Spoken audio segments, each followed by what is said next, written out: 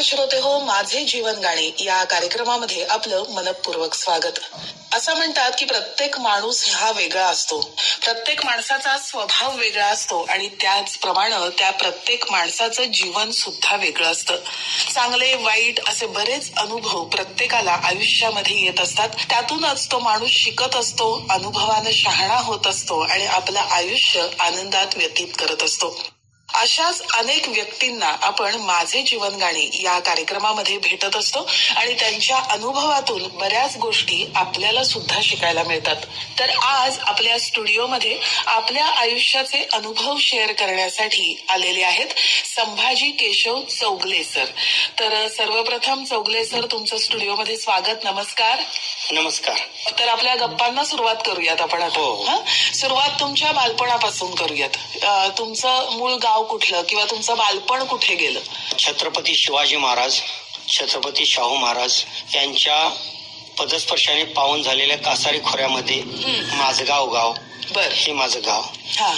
गाव आणि सभोवतालचा परिसर एवढं निसर्गाने विस्तृत असं मला पटांगण दिले आणि त्यामध्ये मी लहानाचा मोठा झालो. बर, तुमच्या गावच्या काही आठवणी सांगा ना, किंवा लहानपणच्या लहानपणीच्या आठवणी सांगायला गेलं तर साधारण आम्ही प्राथमिक शाळेतला विद्यार्थी, त्यामुळं मराठीवरती जास्त प्रेम असायचं. बर. वडील गिरणी कामगार होते, आई गृहिणी होती आणि त्यावेळी म्हणाल तर एकमेव करमणुकीचं साधन म्हणजे विटी दांडू, गोट्यांचे वगैरे खेळ, असे छोटे मोठे खेळ असायचे. हे आम्ही खेळत खेळत लहानाचे मोठे झालो. वडिलांनी गिरणी कामगार असल्यामुळे कधी कधी काळी मुंबईला वगैरे जायचं, पण तिथं करमायचं नाही. का कुणास ठाऊक मला लहानपणापासून गावाची ओढ आणि प्रेम असायचं. त्यातूनच मी थोडंफार छोट्या मोठ्या बालकविता लिहायला लागलो. बालकविता लिहित असताना काय व्हायचं की काही कविता लिहायचं वहीच्या शेवटच्या पेजवरती आणि नंतर ती वही रद्दीला ज्या वेळेस देत होतो त्यावेळेला त्या जायच्या रद्दीतून. मग आमच्या शेजारच्या दुकानदार गृहस्थांनी काय केलं की एक वेळा अशी पुडी बांधताना माझी कविता त्यांनी वाचली आणि मला बोलवलं आणि म्हटलेत की अरे तू ह्या कविता लिहितोस, हे छान असतात आणि असे द्यायचे नाहीत तू. मग ती काही पानं फाडून दिलीत. माझ्या सहित नावाच्या काव्य संग्रहामध्ये गणपती आला नावाची कविता चुकून माझ्या हातात आली होती, जी पुढे बांधा गेली होती. ती कविता मी पहिल्या माझ्या संग्रहामध्ये टाकलेली आहे. बरोबर. म्हणजे तिथपासूनच खरं तर तुमचं कविता लेखन वाचन याची सुरुवात झाली. घरातलं वातावरण कसं होतं? घरातलं वातावरण कोण कोण आहात? माझी मोठी बहीण आणि लहान बहीण आणि मी एकुलता एक. बर. आई गृहिणी, त्यामुळं बहिणी मोठी शाळेला, लहान नव्हती फारशी शाळेला जात, बालवय असल्यामुळं. आणि मी घरामध्ये वडील नसल्यामुळे थोडासा खोडकर असायचा.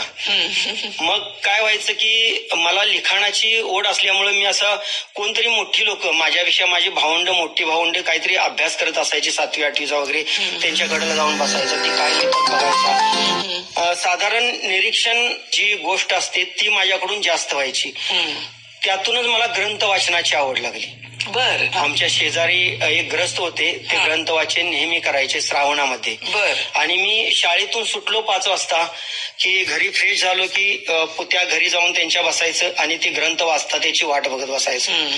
हळूहळू 2-4 वर्षे माझे ग्रंथ ऐकण्यामध्ये गेले. कुठले कुठले ग्रंथ? त्यावेळी पाहायला गेलं तर हरिविजय लावायचे, श्री हरिविजय, श्रीकृष्णाचा ग्रंथ असायचा, पुन्हा नवनाथ भक्तिसार असायचा, त्यानंतर करवीर निवासिनी असायचा. बर. असे बरेचसे ग्रंथ त्यांच्याकडे होते. म्हणजे त्या तेवढ्या लहान वयात ते ऐकायची लागली. मला काही समजत नव्हतं, पण त्यांची ती ग्रंथ वाचनाची जी शैली असायची ना, गे टाईपात, ती मला सुंदर वाटायची आणि मग तीच गोडी मला लागली. मग त्यानंतर त्यांनी एक दिवस असं केलं की संभाजी तू हा ग्रंथ हातात घेणे वाचाय बघ. मग माझे त्यावेळेला हात थरथरायला लागले. पण पहिल्यांदा ती जोडाक्षरे बरीचशी मोठी असतात, 10-12 जोडाक्षर असायची आणि मला ते अक्षर लागायचे नाही. पण मोडक्या तोडक्या भाषेत मी म्हणायचं आणि मग ती समजावून मला सांगायची. असं मी वाचन करत करत गेलो आणि साधारण 6वी 7वीला वगैरे असताना मग मला प्रत्यक्ष कविता लिहिण्याचा म्हणजे छंद लावला. बर. मग त्यातून मी कविता लिहायला लागलो. ओके. साधारण 5वी-6वी पासून तुमचं कविता लेखन सुरू झालं.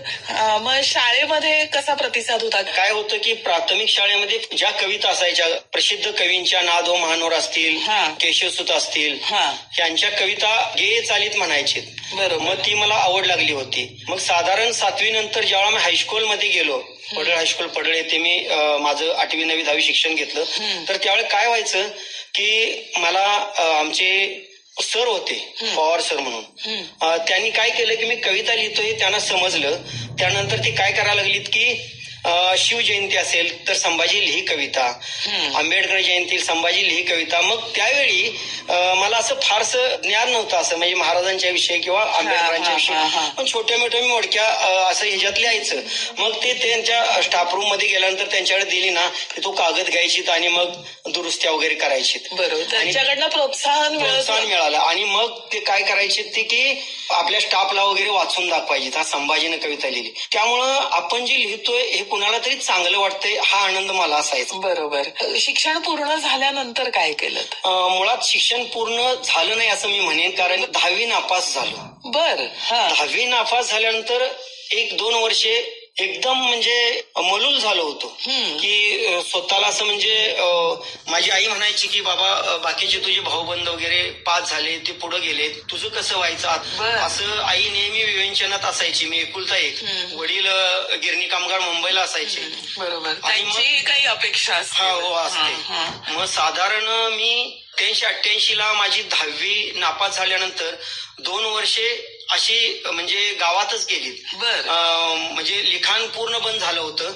आणि एक दिवस मला मनोहर नाईक मुंबईचे होते, त्यांचा हिप्नोटिझमचा कार्यक्रम त्यावेळी केशवरावला खूप चालायचा. आणि आमच्या एका भावाला मी विचारलं की हे काय असतं, तर ते म्हणले की समूहाची एक शक्ती असते आणि ते केल्यानंतर मन एकाग्र होतं, तुम्हाला म्हणजे चांगलं म्हणजे सकारात्मक भावना निर्माण होते.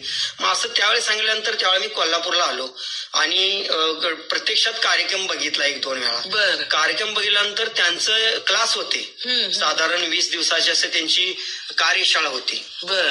त्या कार्यशाळेमध्ये मी त्यावेळी वडिलांच्याकडून पैसे वगैरे मागून घेऊन ती कार्यशाळा मी पूर्ण केली.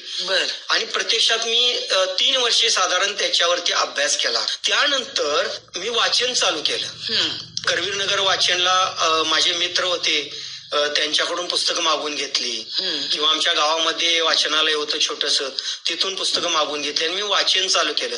त्यामध्ये बऱ्याचशा लेखकांची मला पुस्तकं त्यावेळी वाचायला मिळाली.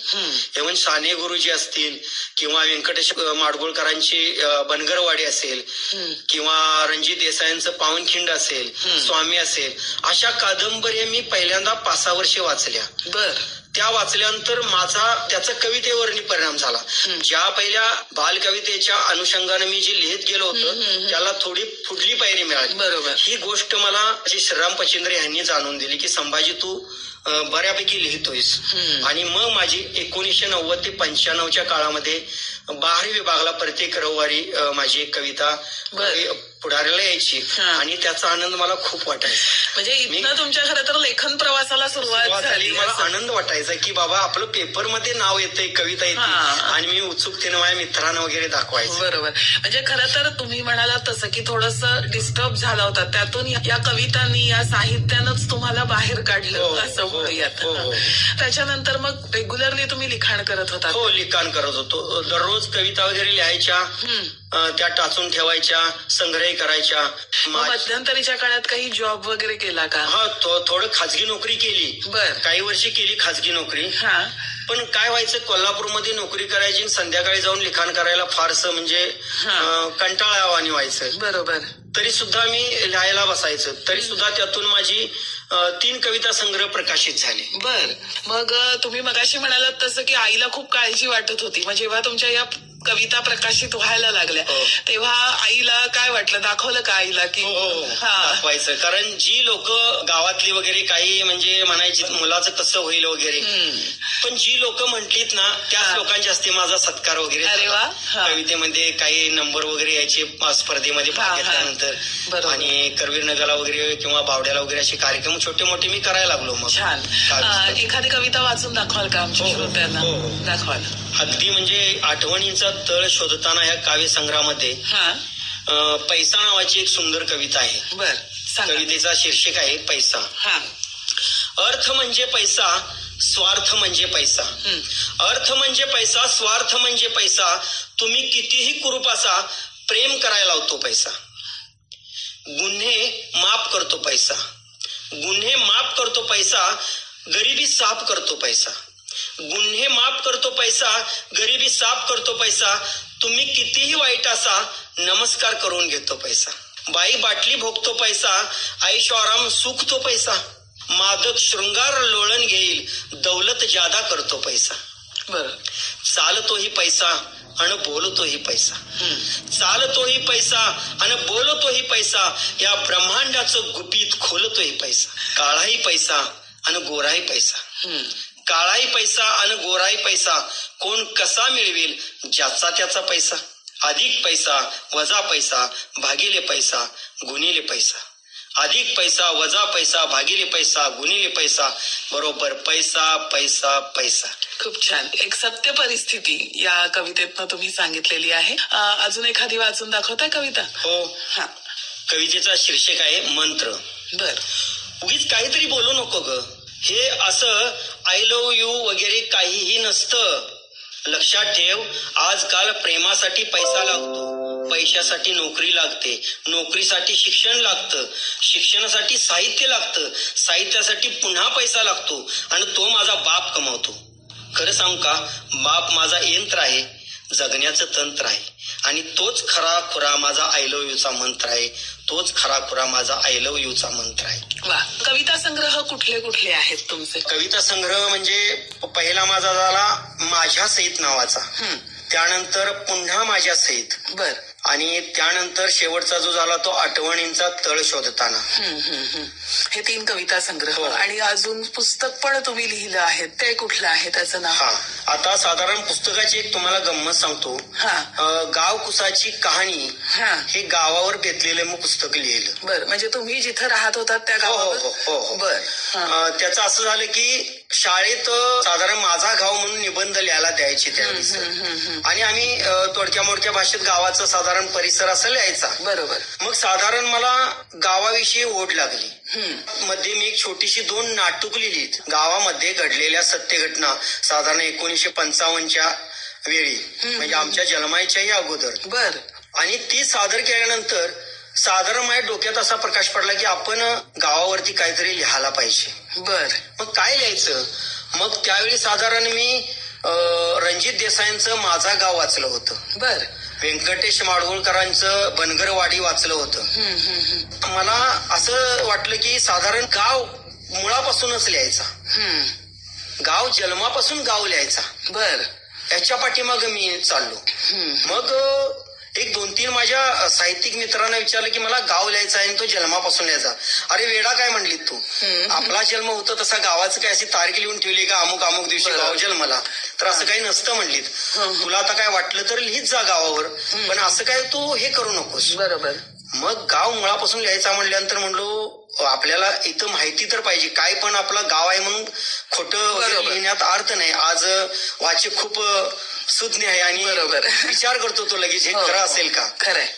तर मग मी काही ग्रंथ वगैरे वाचले त्यावेळा. करवीर निवासिनी वाचला, साधारण केदार विजय वाचला ज्योतिबावरचा. त्यानंतर कोशागर कार्यालय मध्ये येऊन मी काही जुन्या नकाशे वगैरे बघितले आपल्या गावचं. साधारण माझ्या लक्षामध्ये आलं की आपल्या गावामध्ये काळवाडची जी माती असते सुपीक, कुंभार समाजाला लागते ती गाडगी मडकी वगैरे बनवायची त्या काळी, तर ती मातीच्या शोधात काही बाहेरच्या गावची लोक आमच्या गावामध्ये आली होती. म्हणजे त्यावेळेला गावाला नावही नव्हतं. बरोबर. त्यावेळी आली होती. मग हे कशावरून, तर आमच्या गावाचे एक गंगाराम कुंभार म्हणून ज्येष्ठ व्यक्ती होऊन गेले. तर त्यावेळी ते हयात असताना त्यांना मी विचारलं होतं की तुम्ही खुद्द कुठले, तर म्हणले आम्ही खुद्द बाहेर गावचे आहे.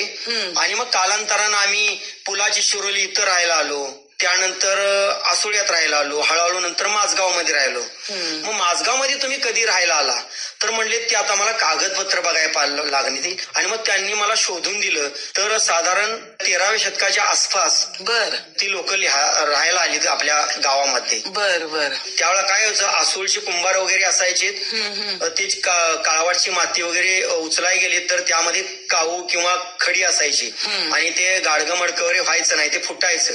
मग ती काळवाडच्या शोधात असायची. मग त्यांना कोणीतरी असं सांगितलं की बाबा कासारी नदीच्या पलीकडं तिथं काळवाडचा चांगला चिखल मिळेल तुम्हाला, बर आणि ते तुम्ही हे करू शकाल. ती जागा शोधली. तो परिसरच आज माझगावचं जे गाव आहे ना बसलेलं ते, आणि त्याच्यावरती छोटीशी टेकडी आहे. तिथं ज्या वेळा ती आलीत ना त्यावेळेला तिथं स्वयं होता असा, बर आणि पुढं पिंड एक होती. बर म्हणजे तिथं काहीतरी आहे असं आहे सिद्ध झालं. कालांतरानंतर ज्यावेळा ती प्रत्येक सीझनला यायची, साधारण दसरा झाल्यानंतर यायची आणि पावसाळा चालू व्हायच्या अगोदर जायची.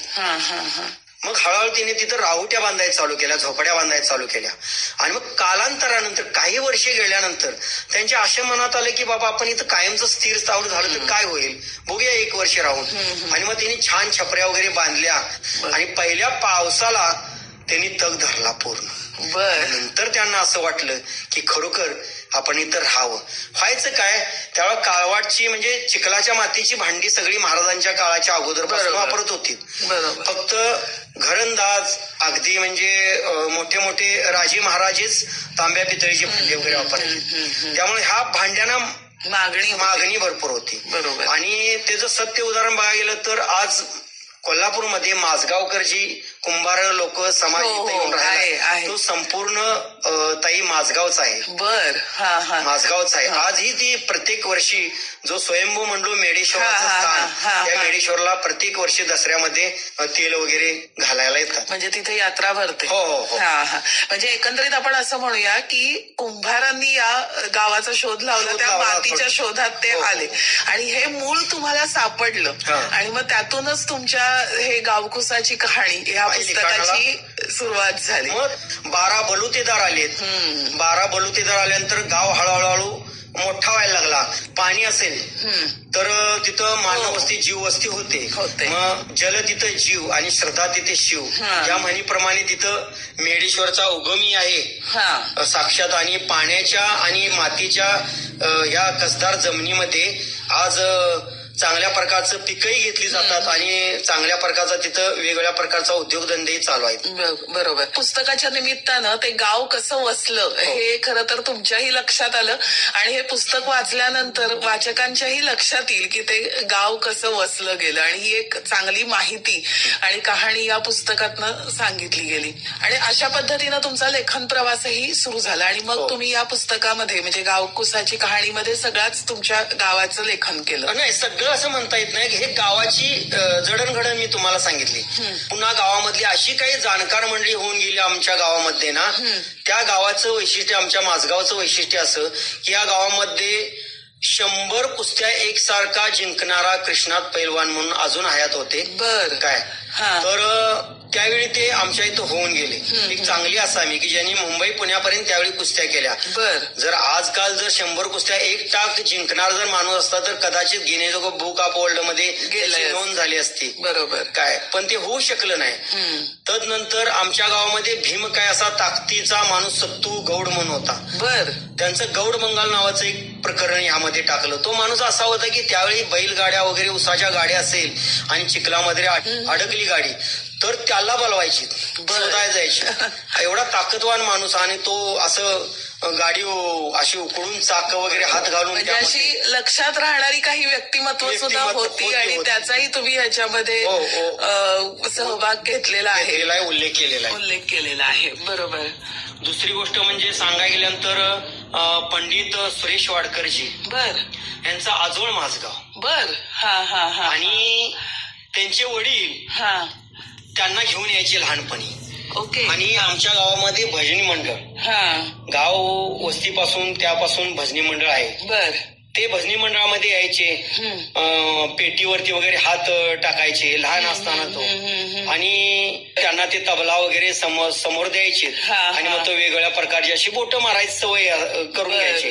म्हणजे मला मुळात म्हणायचं आहे की वाडकर साहेबांचा श्री गणेशा माझ्या माझगावमध्ये झाला वा, वा. म्हटलं तर काय वावगं ठरणार. ठरणार नाही. नंतर अलीकडच्या काळात आले होते की नाही कधी? त्यानंतर एकदा येऊन गेलेत. बर. त्यावेळेला भजनी मंडळ आमचं भेटलं आणि मग त्यांना सांगितलं की त्यांनी जुन्या आठवणी वगैरे सांगितल्या आणि त्यांना खूप बरं वाटलं. साधारण बर.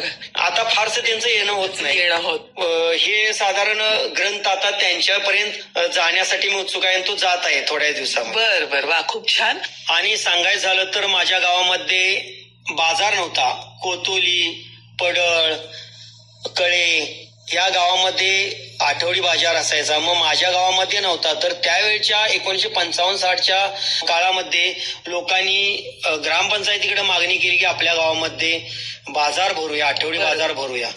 मग तो सगळ्यांच्या अनुमतानं शुक्रवार ठरला. हे सगळीकडे जाहिरात केली आपंच कृषीमध्ये. आणि मग त्यावेळा प्रमुख पाहुणे म्हणून रत्नापाना कुंभार साहेब यांना बोलवलं आणि भाजीच्या 5 बुट्ट्या बाजाराच्या केंद्रस्थानी लावल्या आणि कुंभार साहेबांनी खिशातले पैसे काढून 5 बुट्टीतल्या 5 पेंड्या घेतल्या आणि तिथे पैसे ठेवले आणि पेंड्यावरती धरून सांगितलं की आजपासून प्रत्येक शुक्रवारी माझगाव गावामध्ये हा आठवडी बाजार भरेल असं त्यांनी घोषित केलं. हा एक काळ माझ्या गावामध्ये त्यावेळा खूप उत्सुकता लागून राहिली होती गावाला या गोष्टीची. सर, या मुलाखतीच्या या टप्प्यावर आपण एक विश्रांती घेऊया. तुमच्या आवडीचं एक गाणं सांगाल का? माझ्या कादंबरीमध्ये पंडित सुरेश वाडकरजी यांचा उल्लेखच आलेला आहे. तर त्यांचं गाणं मला त्यांची सगळीच गाणी आवडतात. पण ओंकार स्वरूपा हे सुंदर गीत मला खूप आवडतं. अजूनही मन मोहित करतं ते आणि रेडिओवरती लागलं की आम्ही तल्लीन होतो. छान. तर हे गाणं आपण आपल्या श्रोत्यांना ऐकूया.